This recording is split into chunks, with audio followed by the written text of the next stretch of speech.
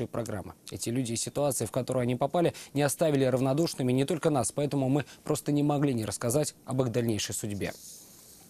Но начнем с истории полуторагодовалого мальчика. В августе этого года малыш упал с 5-го этажа на крышу магазина, располагающегося на 1-м этаже дома на улице Декабристов.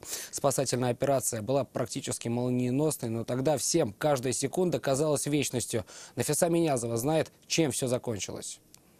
Я боялся его взять на руки, потому что он в таком состоянии уже был.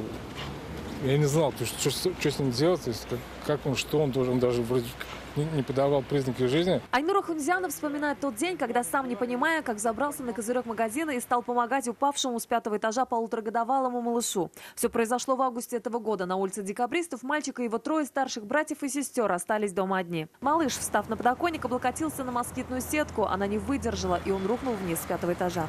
Айнур в тот момент проходил мимо и слышал этот грохот. И вот я его потом поднял, положил на себе, стал просить у Всевышнего, чтобы он не уходил от нас. Рассказывает, что называл его сыном и всячески пытался его успокоить. Время для него шло тогда долго. Говорит, в квартире на 2-м этаже уже ждали медики. На протяжении 15-10 минут, наверное, тут уже все начали кричать сверху, кто как, давай сюда, давай нам его скидывай, давай там. То есть были какие-то такие советы. Шевелить малыша он боялся. Медики же не могли выйти на крышу. Им это просто запрещено. Нужно было дождаться спасателей.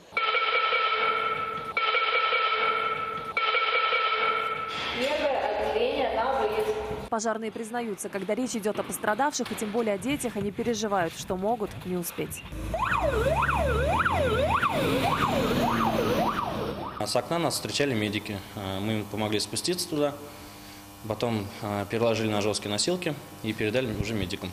Они его увезли уже. Врачи госпитализировали мальчика и были сильно удивлены. Говорили, родился в рубашке, все кости были целы. Мальчику диагностировали лишь сотрясение головного мозга. Через месяц малышу Синдо уже исполнится 2 года. Спасатели отслеживали его судьбу и постоянно интересовались здоровьем. Не поздравить с наступающим не могли. Расти большим, здоровым, крепким. Как рассказал отец мальчика, Синдо чувствует себя хорошо и реабилитацию прошел быстро. А когда подрастет, планирует рассказать ему эту историю и познакомить с теми, кто его спас. Нафиса Минязова, Ильшат Мулахметов, Андерсен Тальцев. Вызов 112.